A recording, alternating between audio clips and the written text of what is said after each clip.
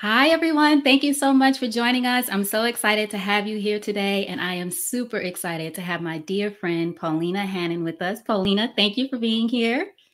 Thank you for having me here. Of course. So, everyone, I know if you saw the topic that we're going to talk about diversity, equity, inclusion, all of those things that have been the topic of conversation a lot this year in 2020. I do want to say, though, Paulina and I had this conversation on the calendar we actually were supposed to do it even before today. It was last Yes, month like or last week, I something, think, last week or or something like uh, that. It's been on the calendar for a while. And she and I have known each other for at least 2 years. So I just wanted to preface our conversation with that, just because, as I was mentioning, Paulina, before we came on, I don't know if folks have seen, it's been reported. Obviously, you all know we're in the midst of an election still. Election day has passed, but we are still basically in the midst of it.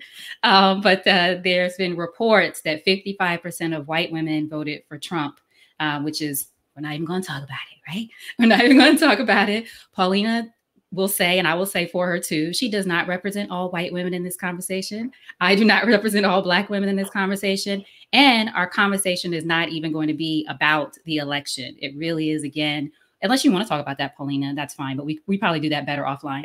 yeah.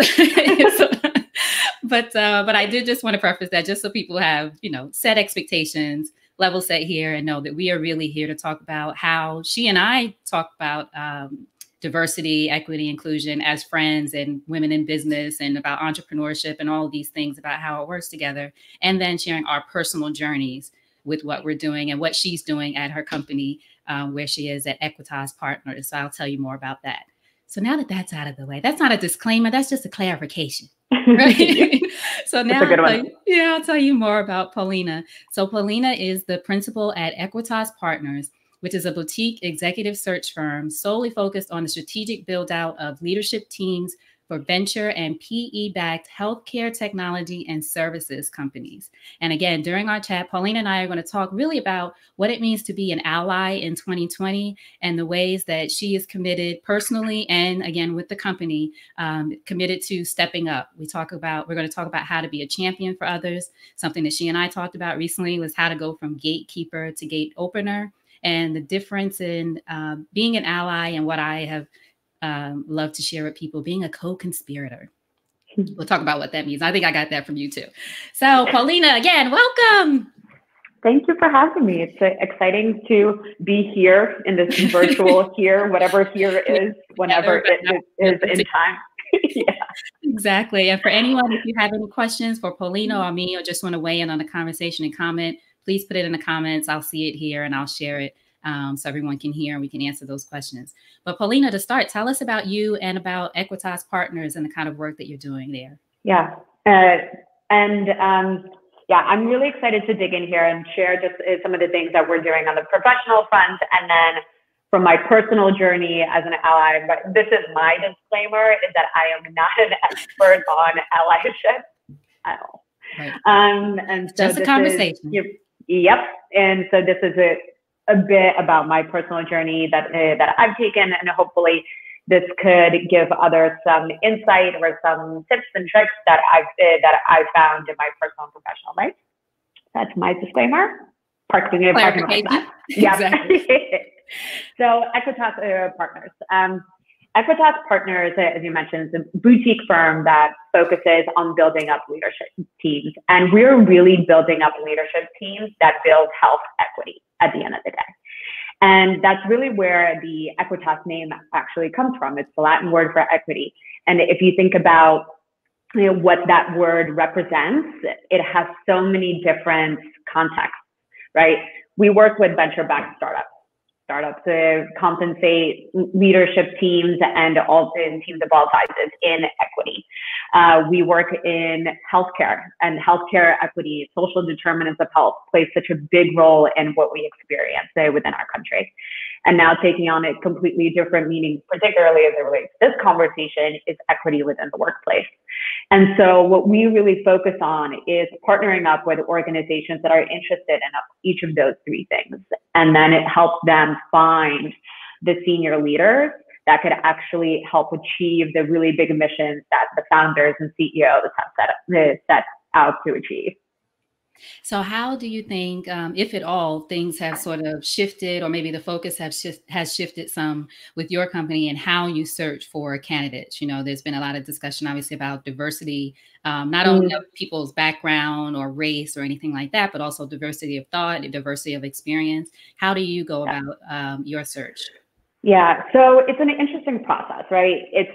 And I should preface the fact that executive search is a little bit different than the search that you would do when you put out a job posting. So, like, we don't have job postings that we post. You can't find these opportunities on our website or on our client's website. Our client is even kept confidential until we actually have a conversation with somebody. So a lot of it is actually built up off of the networks that we have developed internally, that we seek out people that we talk to drum up interest in these opportunities that we have.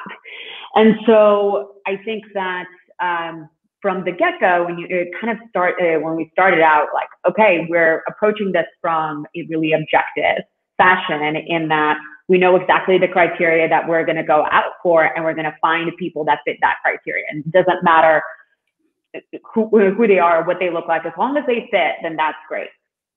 And what we have found as a result of a lot of the conversations that have started to take place amongst white people, they have been happening for quite a long time in other communities and other pockets of the country, as it seeped into our consciousness. What we found is the fact that maybe our process is not as objective as we once thought, because we're going after the things that are the people who are going to come into our pipeline the fastest. So they're even our networks, right? So we've had some sobering moments in terms of taking a look at our data, our historicals, and then starting to get deliberate about this, about actually achieving diversity within our searches and within our slate. Like, we can dig into all of that, but I figured I'd take a breath. Yeah, no, that's great. Thank you. That's great. I think it's interesting, the conversation, the mention of fit, what you just said, because a friend of mine, Mark Dawson, always talks about this idea of fit. Like, what does that mean? Yeah. When you say they fit into the company or they fit into the culture, and how that can be used. And I know you're not using it this way, but how that can be used to keep certain folks out of whether that's, from class to certain schools that people went to things like that. So I know I would imagine from a diversity recruitment standpoint, and even from a standpoint of our own networks, right? We know who we know, and it's not that we don't want to know other people or folks from other schools or those kind of things, but it's being deliberate, would you say, of really getting outside of your own network? Yeah. So I want to talk about that notion of fit a little bit.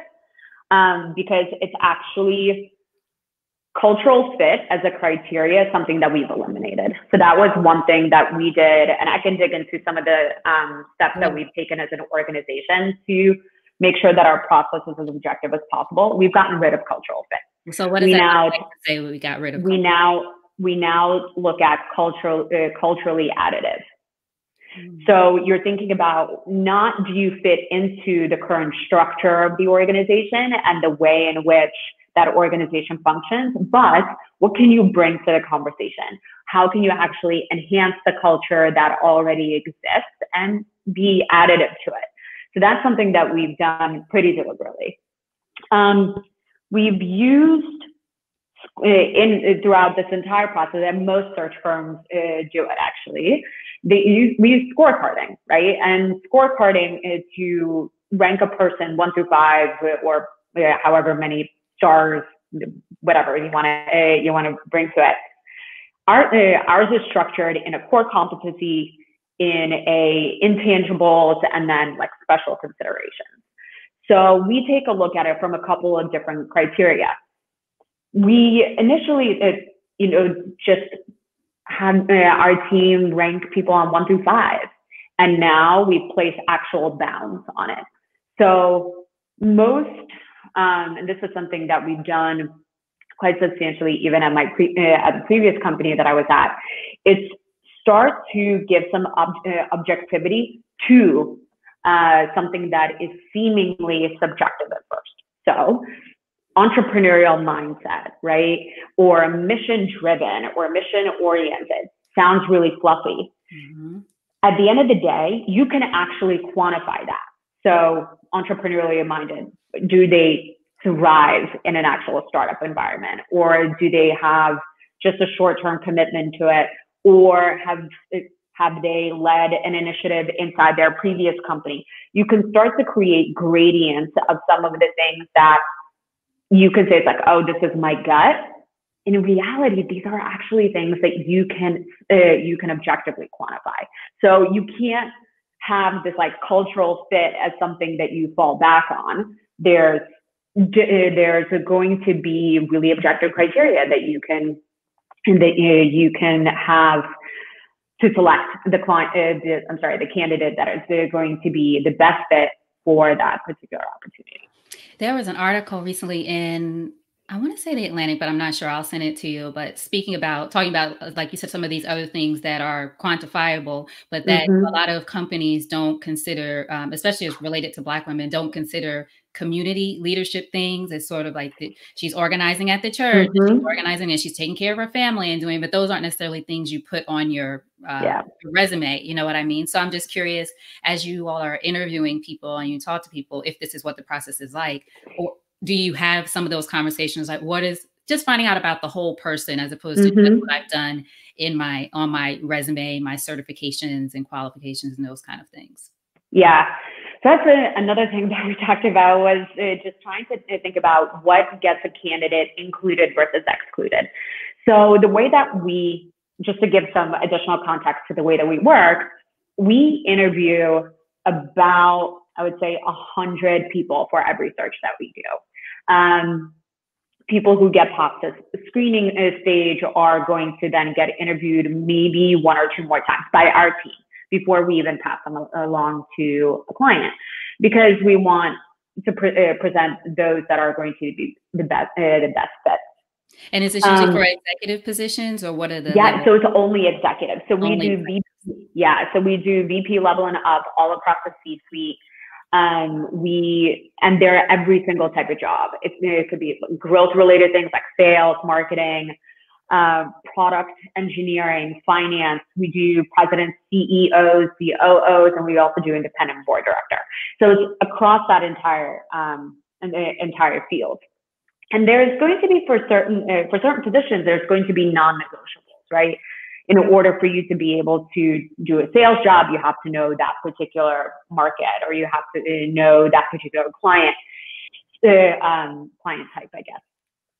So there's certain non-negotiables, but where can we have wiggle room, and where can we actually start to press and push on what actually matters? And this is why scorecard is a really good system, because the more criteria that you pull together, the more that you weight them and understand what actually is priority and what's a non-negotiable, the more you can actually start to think not in exclusionary terms, but rather inclusionary terms.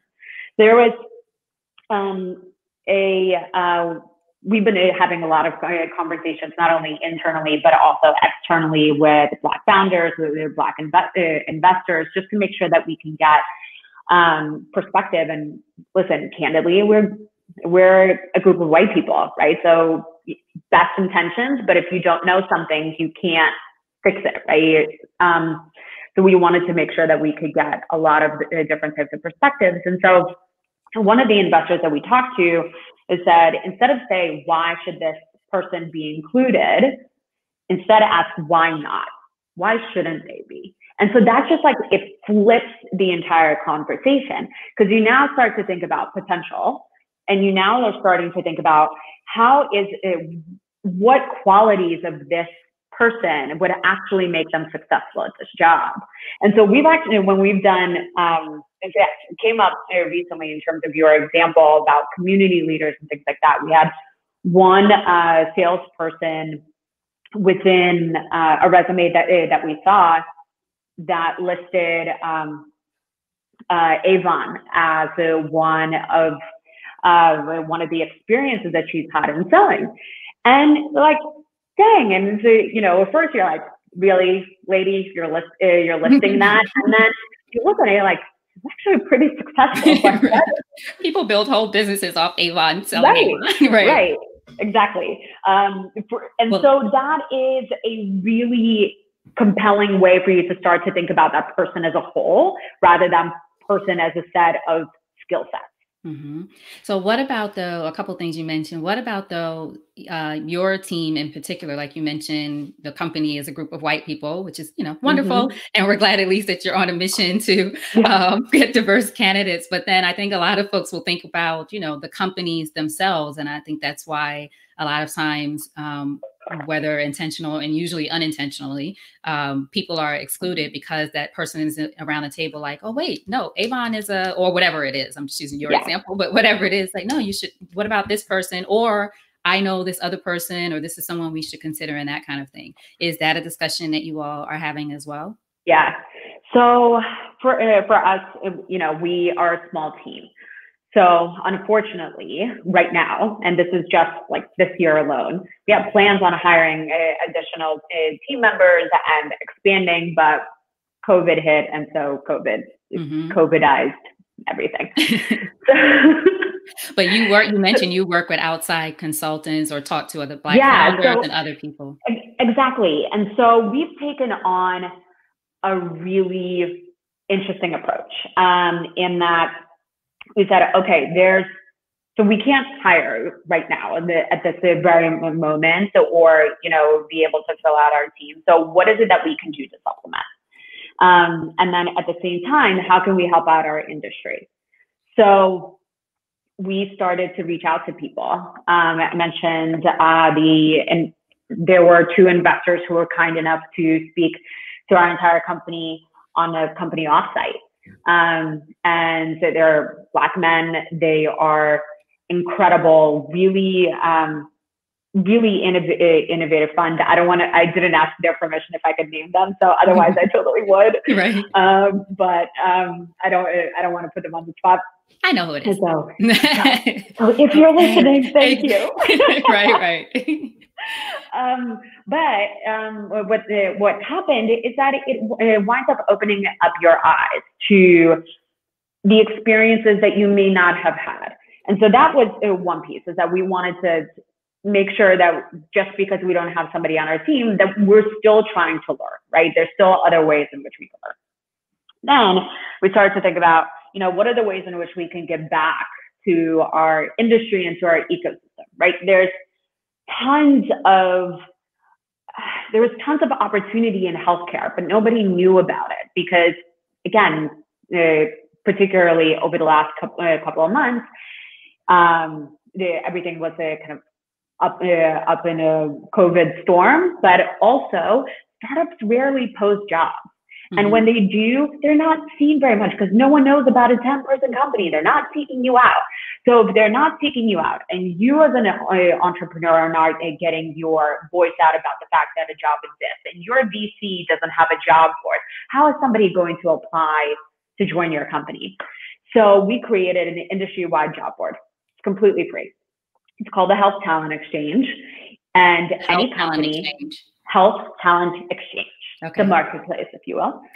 And so it is, as long as you as a health tech company say, yep, all the jobs on my career page are up to date, we'll list them. So we now have live have about 1,000 jobs, I would say, at last I looked, nearly 100 companies. HealthTalentExchange.com? What is the? You can find it on our site. It's aqpsearch.com/talent. aqpsearch.com/talent for anyone watching. Yeah. Okay, gotcha. And it lists every single job that we know of that has been quote unquote certified to us, that it is valid and it is open. And so 1,000 jobs on there now, over 3,000 jobs on there over the last 6 months, and we're not going to stop, right? So that's one thing. So it's like trying to figure out as to which opportunities actually are available to you.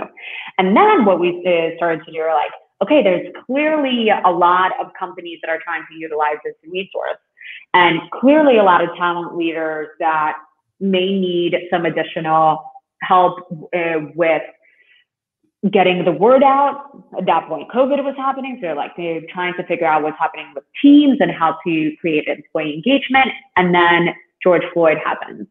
And that just changed the conversation entirely. What we started to do was create roundtables for talent leaders in health tech to get them to have a conversation amongst themselves on what's worked within their organization, what hasn't worked, where are they seeing challenges and hurdles and things that they need to overcome, and talk to their own peers. And so we've hosted now, I think, 3 different roundtables. All of them focus on DEI. We pulled together a resource center just to give people actionable information. There's so much out there that I think it's really tough, particularly for us when we were getting started, really difficult to parse out what's valid, what's not. And so we wanted to create something that, particularly as an entrepreneur, somebody in a startup, you're like, okay, what can I do? What can I do? And so we wanted to make sure that this was truly actionable. So creating these things that like you can actually check off and have resources was really important to us as we continue our own journey as an organization.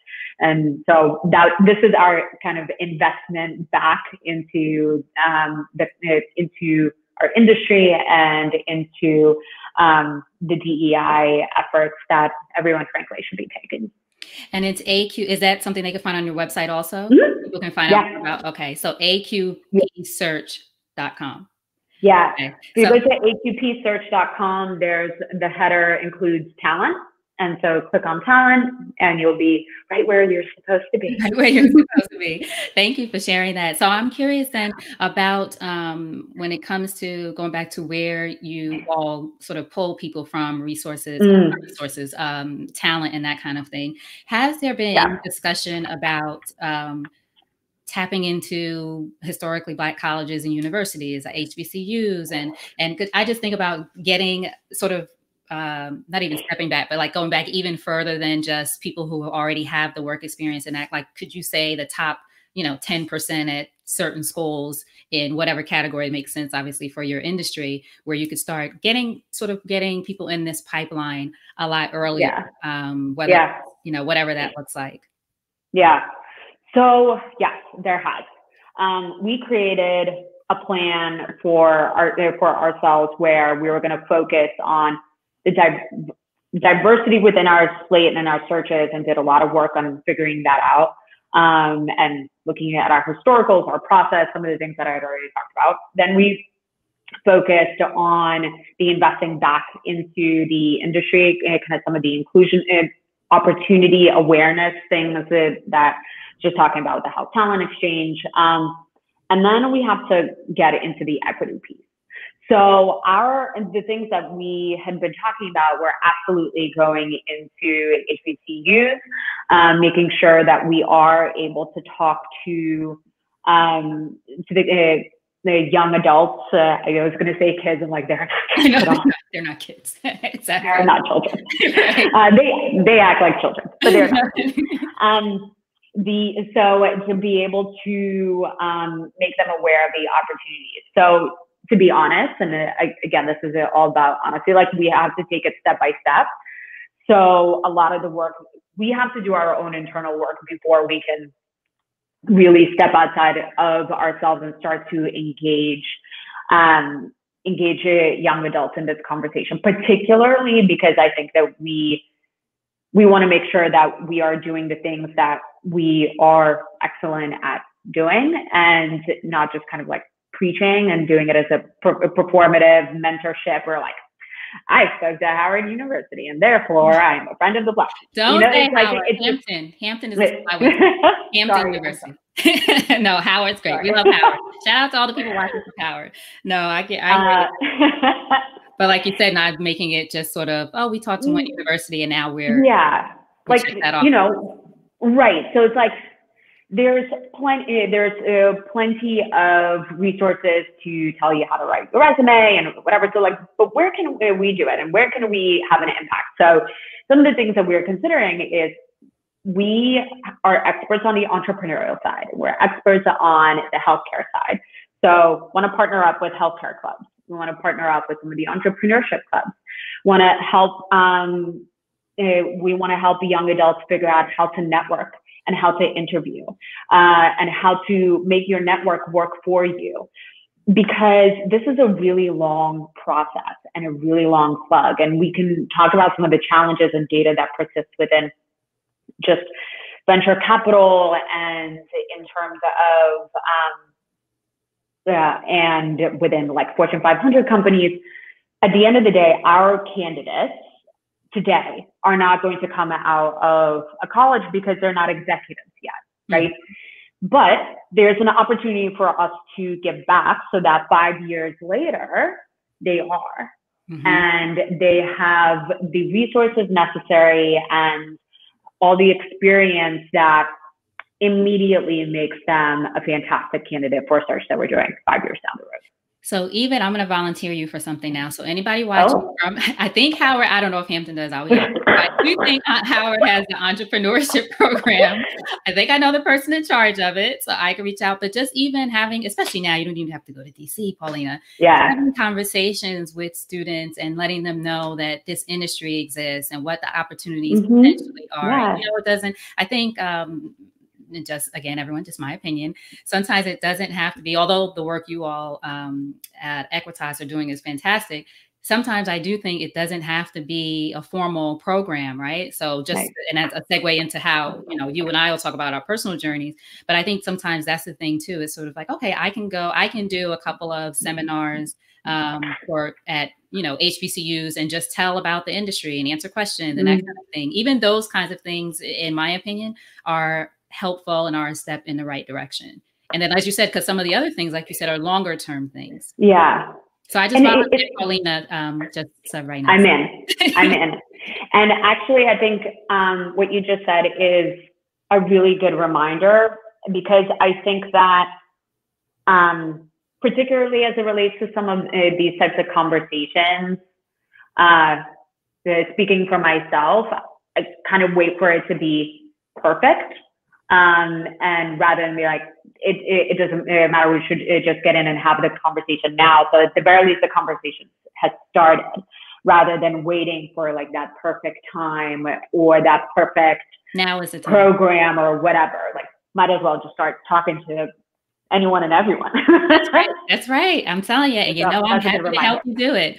So someone from Facebook, I'm sorry it doesn't show who you are, but they reminded me, thank you. It's probably one of my girlfriends, but maybe not, but thank you. Hampton has a major business department, which they do, which I'm sure can lead to entrepreneurship. So we're going to find out. I'm going to find out, and I'm going to send you a list, girl.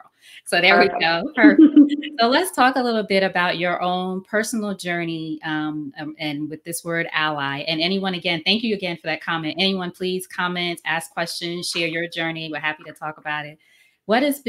How do you view the word ally today, November 2020, with this amazing year that we've just been through? It's been such a revelation for us all. What does it look like for you? By the way, hindsight 2020 is going to have a whole new meaning. Whole new meaning. Yes. I just want to trademark that. I'm sure someone it in my brain through the internet, and someone already thought about it. Oh my gosh. Whew. But I think that the timing is actually pretty important in terms of how we interpret the word ally. So I think, when I was originally thinking about this question, you have a couple of different meanings of it, right? Like ally, what you learned in school, and the notion of alliances and the fact that you're legit going to war with whoever you're an ally with. What's the right? You're an ally. To whom you are an ally for. Exactly. So like you are committed, right? It's like you have said, I'm an ally to you, and therefore whatever it is you need, whether it is going to be, is it capital, is it in kind, whatever it is, I'm there. Sitting here in November of 2020, the way that I view the word ally, I think is more akin to alignment than actual ally. And the difference there is like, I stand side by side next to you. We are aligned, but I don't need to do anything in order to actually, you know, make a difference in your life. And so what I have started to think about in terms of allies, how can I actually be a champion for the people that I care about? How can I be their cheerleader? How can I promote the amazing things that they're doing? And I don't even mean that in like a business-y type of thing, but celebrate them as people who've achieved something. And this is just something that I'm speaking of personally, because I think that that's how I've been in my personal life. I've been too much on the sideline. And it is until this year, and you're kind of forced to sit with some of the actions that you may have taken in the past, and many times actions that you may not have taken. For me, it has kind of like snapped me a bit into reality, like out of my bubble. So like, just because I have friends that are BIPOC does not mean that I've been a great ally to them, because I have truly not been a champion for their causes, rather than, you know, saying like, oh, that's sex. Mm-hmm. So that I think is viewing ally as a verb rather than a noun is, I think, the most important thing for me, at least. For you. So what was it for you? And you and I talked about this, but what would you say it was for you that really sort of, if there was one thing, or obviously a lot of events have happened this year, but really made you sort of like, you know, I need to take a look at myself as well? Yeah. So there were two things that happened. So and obviously catalyzed by everything that happened in May and in June, that has again come into our consciousness as white people that we can't ignore, rather than news that we forget about. So there were two things. The first thing was, and this was the major one of them, was my best friend from college. She is a Black woman. Posted a picture on her Instagram page of her kiddo, who looks exactly like her, and is adorable as heck. That was captioned of, when does this cute face, when does this face turn from being cute to being a threat? And immediately I was like, oh, I mean, that is heavy, right? So, because now there's a little innocent life that is involved here, that as an auntie, I need to protect. So what that made me have reckoned with in myself is that I have not been a really big ally to her in this aspect of her journey. Let's call it spade a spade. I've gotten into many an arguments and, you know, have called people sexist and misogynist and whatever, but I have never actually said like, that's racist, you're racist. That's one. So that's like one piece. And then what solidified that was, there is a woman, her name is Michelle Silverthorne, who I also discovered via Instagram, and who actually has an incredible book called Authentic Diversity. I highly recommend it for anybody who is interested in thinking about diversity and how diversity should be bridged into inclusion. I highly, highly recommend it. It is so insightful and action-oriented. Authentic diversity. Yeah. Okay, I'm gonna order it. There's a colon and other words. Right. I understand that. Yeah. But authentic diversity is the important part. Anyway, great book.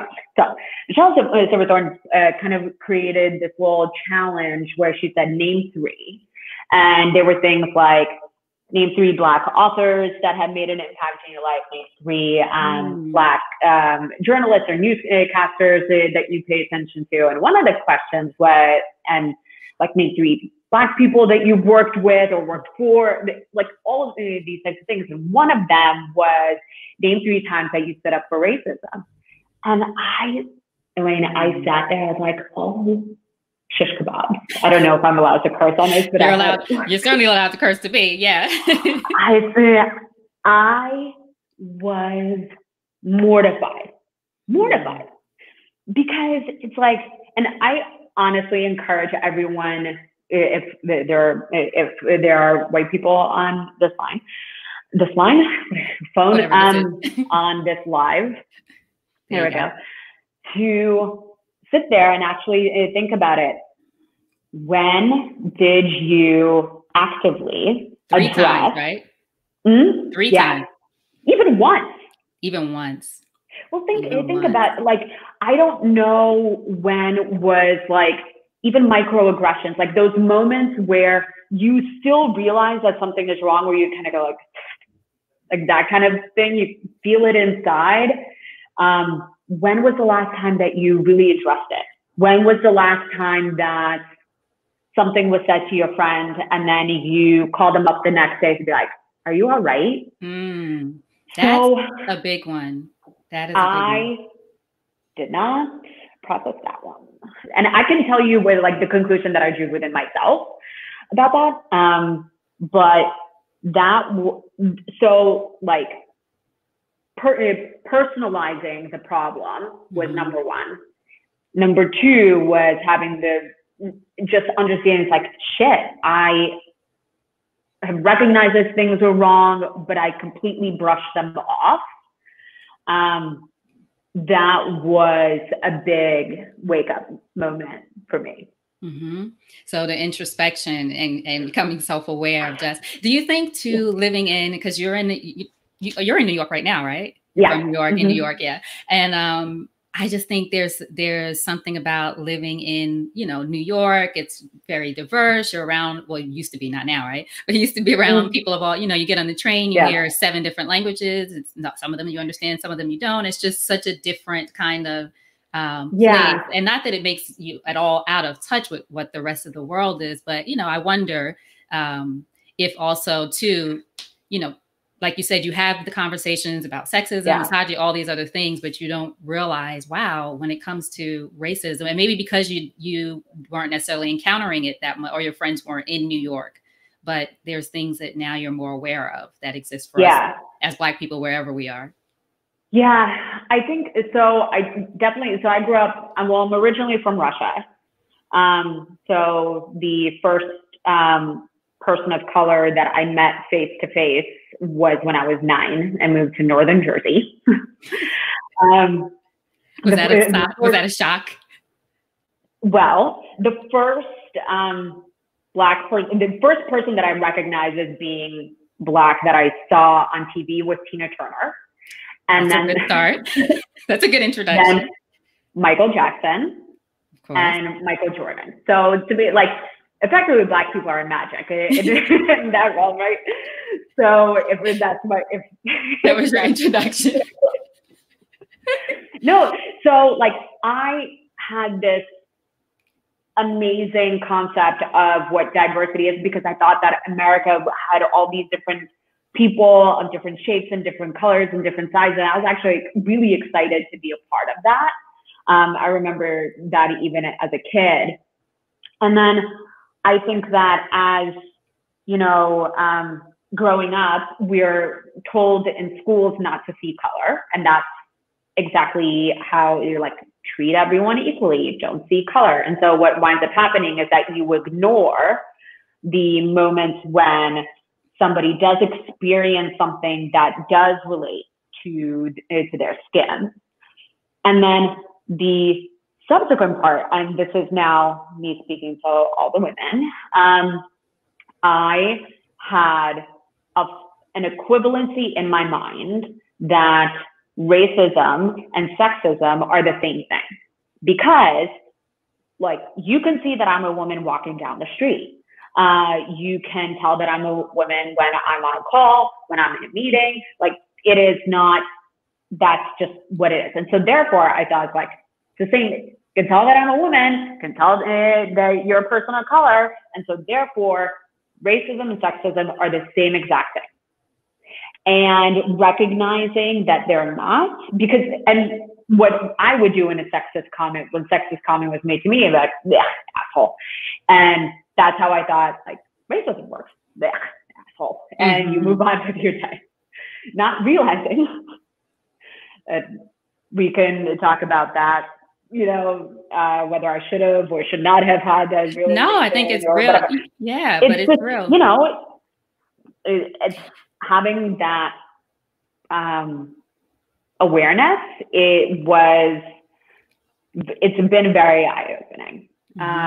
What the difference is, how different the experiences are, the intersectionality of all of them. I mean, all the things.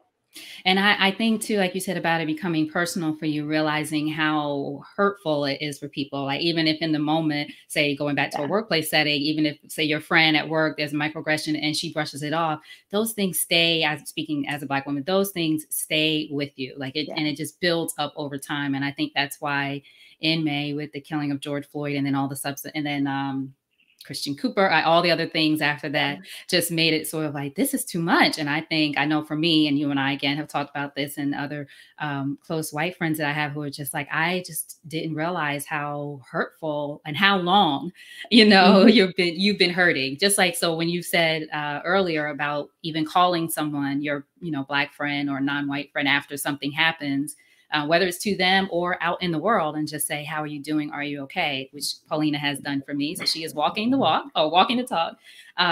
It's just those kind of things we have to be conscious of and intentional, I guess you should say, intentional about. All of us do be intentional about.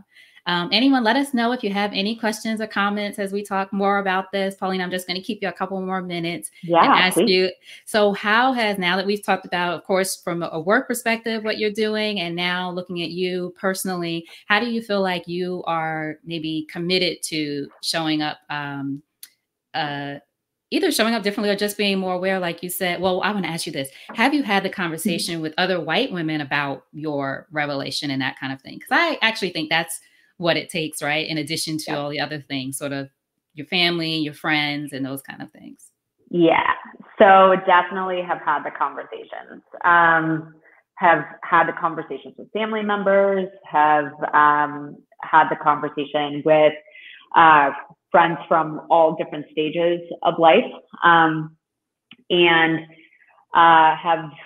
It's been interesting to navigate those conversations, because I think that there's so much that, like, there's so much information that we have to learn, that we and really process and understand and internalize and be able to then act upon it, that you kind of need to keep up that dialogue on a pretty regular basis. So I'm pretty proud to say that that has been the case. I have also, I'm like generally not self-promotional, but when we knew that we were doing this live, I just messaged all my friends.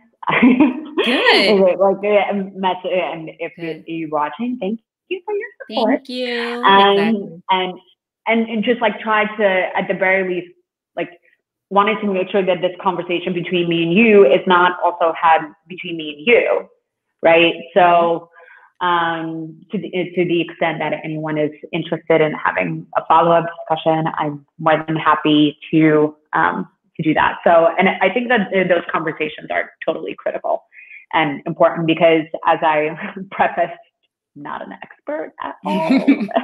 But you're living in, I think we all are, like, not experts, but just living in this world is sort of a, if you are in any way aware, you have to be, if you choose to be aware, you have to be, you get to be, not you have to be, you get to have these conversations, you get to do better, you get to, even for me, you know, deciding how I'm going to show it, even the times that we have just gone through recently and, you know, ongoing and in the past, for me, it's just, how am I going to show up differently? What am I doing? How can I help? You know, for me, I'm really focused on helping Black women entrepreneurs, for example. So, you know, we all are we have an opportunity to have those conversations.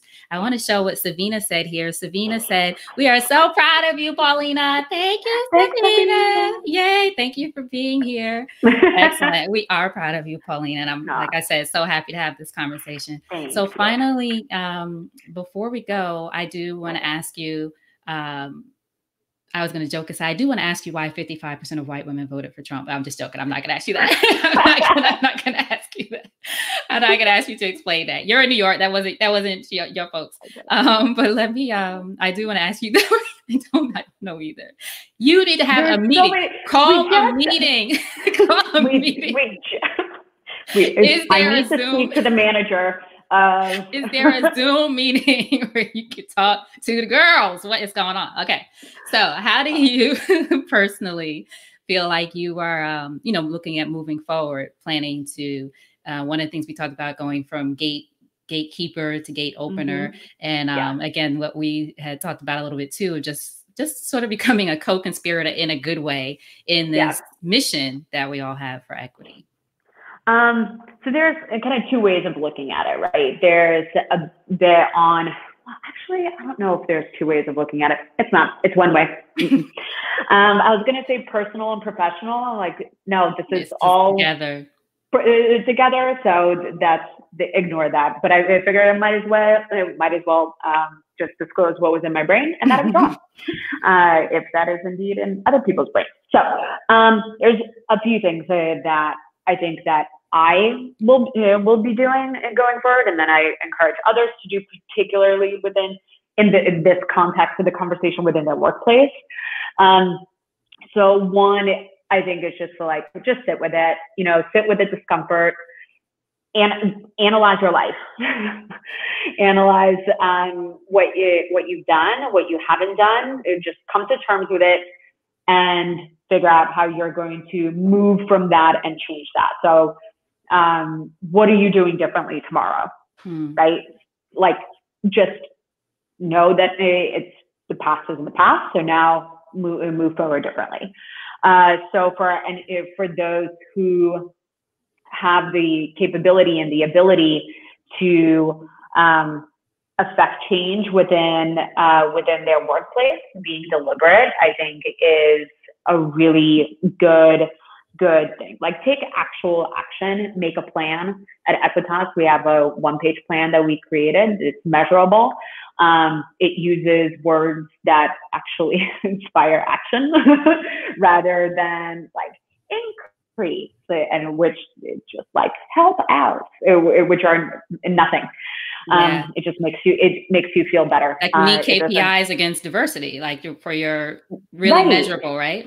Right. And it's so set the KPIs, say analyze against them, set a number, pick a number, right? Pick a percent, pick a year, and you'll be wrong, but at least you will be able to measure and try to figure out what went wrong or what went right, and what can you duplicate and replicate, and what do you ignore? How else are you just going to, I don't understand. So, sorry, but personal soapbox. Again, not a diversity expert, but I was trying to pull together a plan, and I was trying to do research, and there's so much information out there, but no one actually gives a resource or a template or a way to think about what is it that you're trying to increase? What is it that you're trying to move? How long does this take? Is it for a year? Should I be making a 10-year plan? Is it every what is it? Scoured the interwebs and barely found stuff. So I'll actually, as an action item for myself, I'll share a resource center that we've pulled together. Okay. On actual resource things that would be helpful. Okay. So I'll make sure everyone watching, I'll put it in the comments after this so you can get that link. Yeah, it's because otherwise, what are we doing? It's otherwise we just had one conversation internally, right. Or you just do a mission statement that has nothing measurable. So we believe such and such, right? Exactly. But it's we had one really tough conversation internally, and it was really hard.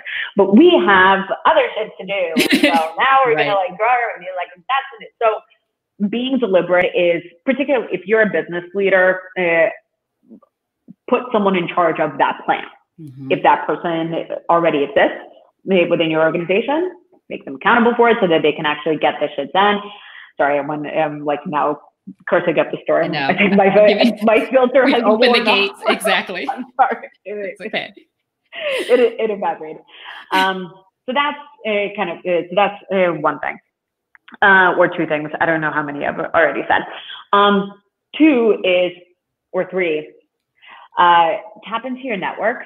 So one of the things that, and you and I have actually talked about this a little bit, is, you know, your network is so close to you, right? When you hire or when you trying to figure things out, you want to do it quickly. So you're going to go to the people who are around you. People who are around you are your friends, and they come from the same background, probably the same schools. They like look and sound like you, and maybe they're diverse in color, but they're not going to be diverse in thought, right? Because they they grew up in the same town, they went to the same school, they have the same set of experiences. For one set of experiences, they're similar, right? So find people who are outside of your networks and tell them to just like, hey, this is what I'm doing. I am hiring for this role.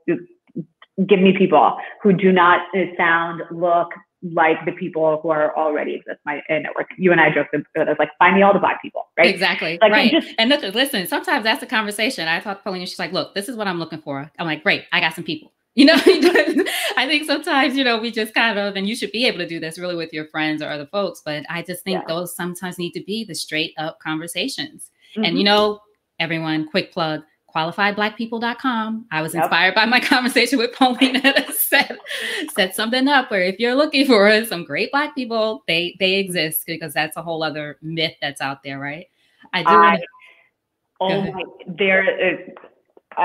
There are so many things to say about. First of all, that domain name is the greatest domain name. Can you believe it was available? It's the greatest of all time. I have so many. So good. Oh my gosh. It's so good. I have blackthoughtleaders.com. Listen, I got it covered. I do want to say, Peggy says, what are your thoughts around measurable KPIs for diversity and inclusion aside from hiring people from marginalized groups? What are your thoughts around measurable KPIs for diversity and inclusion aside from hiring people from marginalized groups? Yeah. So throughput is going to be one item, right? So how does somebody make it through your pipeline? So there's a bunch of studies that have been done about how somebody moves internally in an organization. And this actually was going to go into my last point that I had about how to be really deliberate and a great ally and a great gate opener.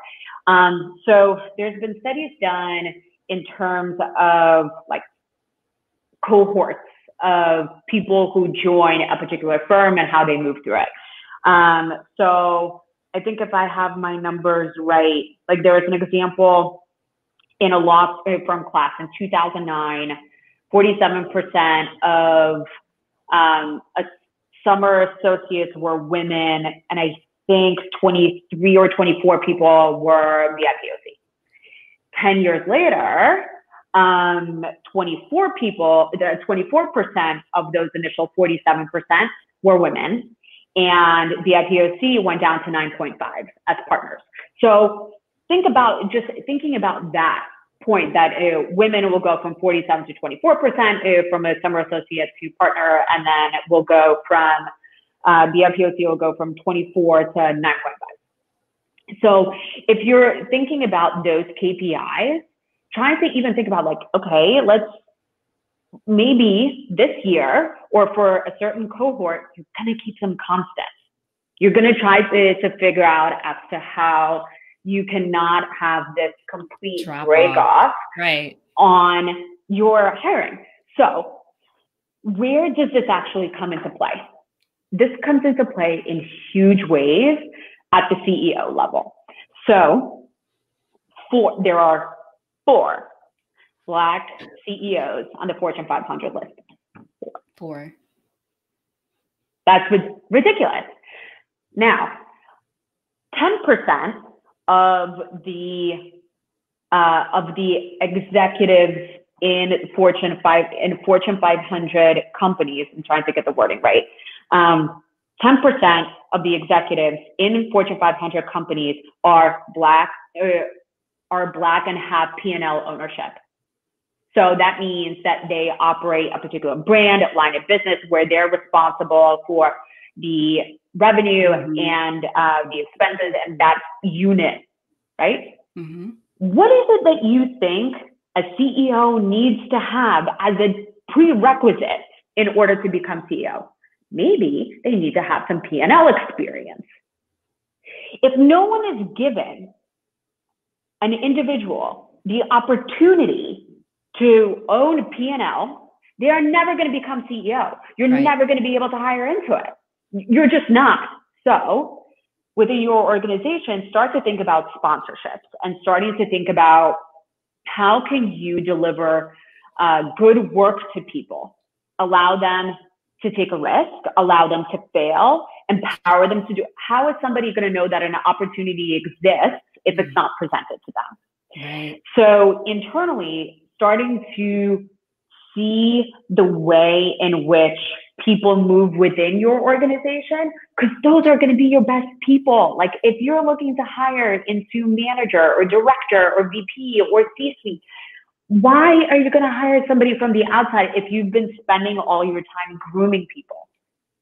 If you are looking to hire and all of a sudden you're like, there's no one qualified. Right. Well, maybe you didn't take the fucking time to make them qualified. Yeah, if no one's qualified within your organization for those positions, that's your problem, right? That's something that you need to look at. Yeah, I think one thing, I thank you for this. Hopefully that's helpful, Peggy. Let us know. One thing I want to mention is this idea of what you just said, like letting people, I don't know if you said this language, or this is what I thought of, just being able to make mistakes or taking chances and that kind of things. And you think about within organizations, again, everyone, this is from my friend, Mark Dawson. Please go check out his LinkedIn. He has great articles about this.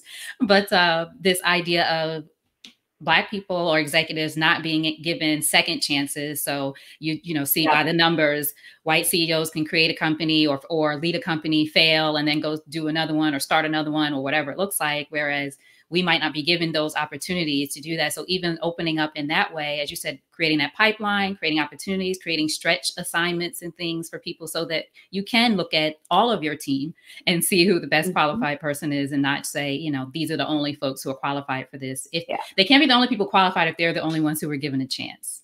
Yeah, absolutely agree. Those stretch assignments, I think, I'm not entirely sure as to how to create a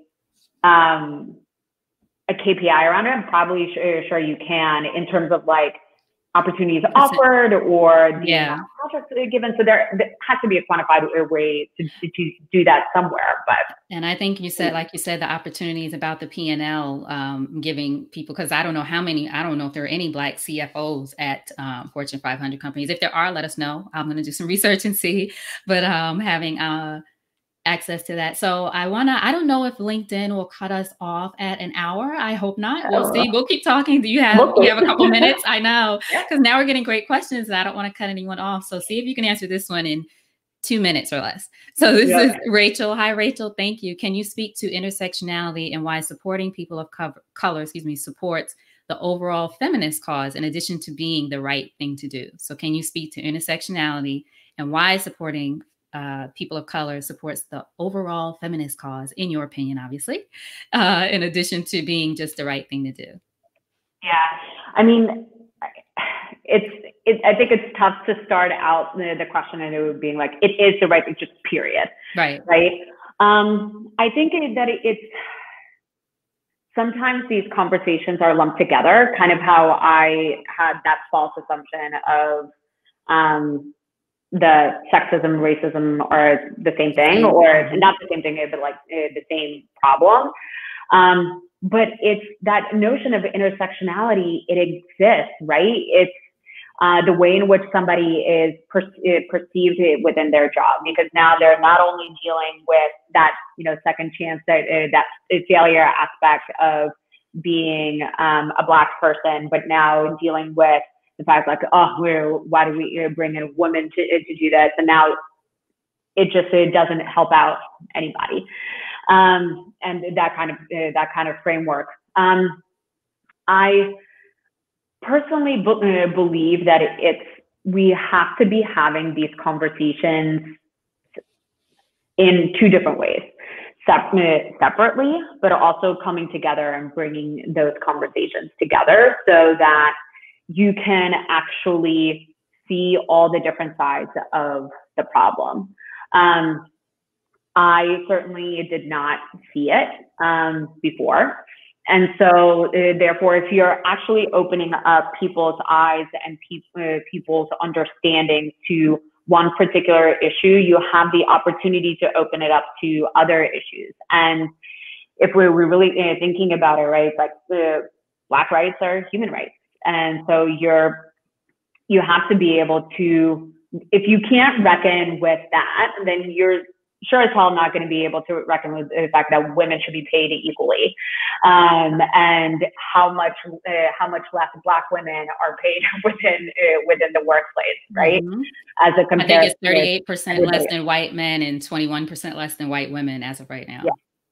So you have to have those conversations, and you have to have them separately and then bring them together. But please, internet, correct me and call me out on things and send me resources so that I could be much better educated. Send you what? Research?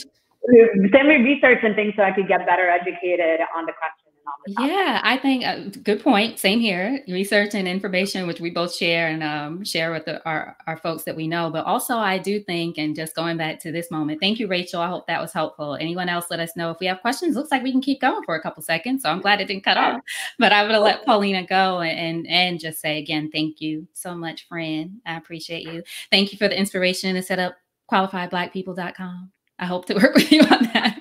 Thank you also for who you are, honestly, how you've been a friend to me. I really appreciate our friendship and our honesty and conversations, and you respecting me as an introvert and all that good stuff when we first met in 2018 and encouraging me to get out.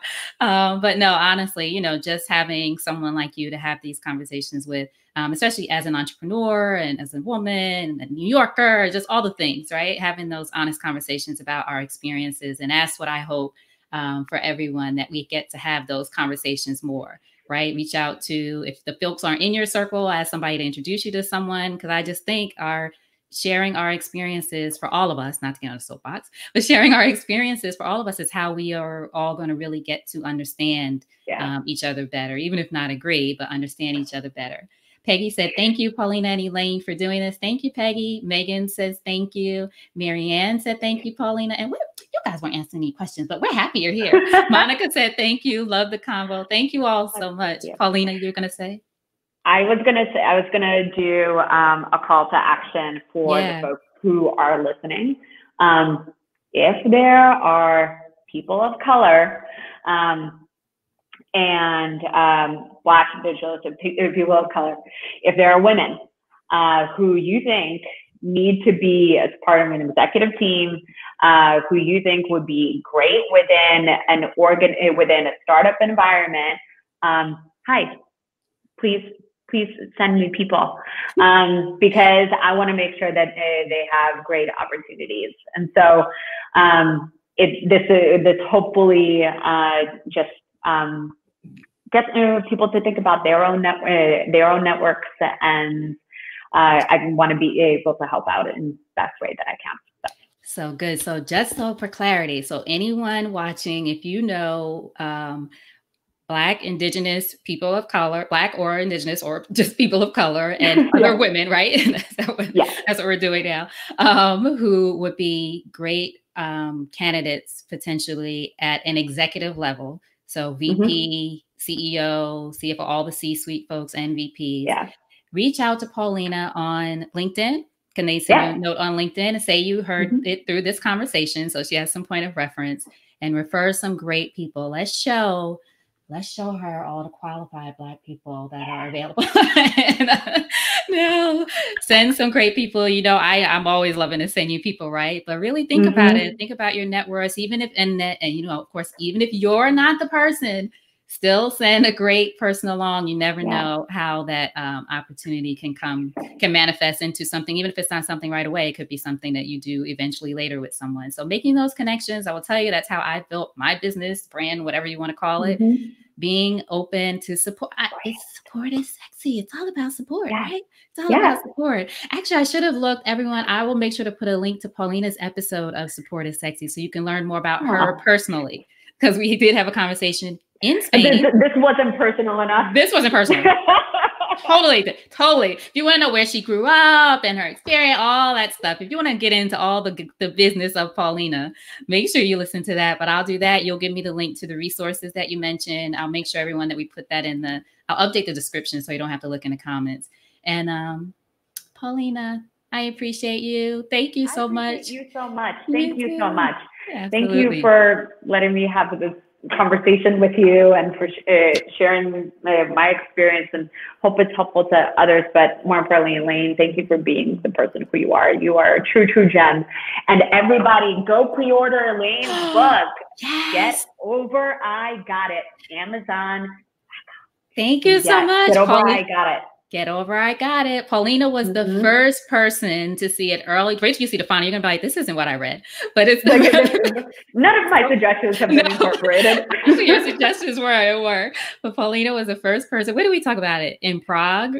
Or wherever? It's just crazy to think about. Exactly 2 years ago. It was November 2018.